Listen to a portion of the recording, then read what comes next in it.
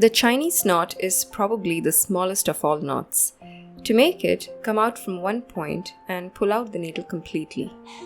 Take the thread closer to the fabric around your finger. Twist it and lay it on the fabric.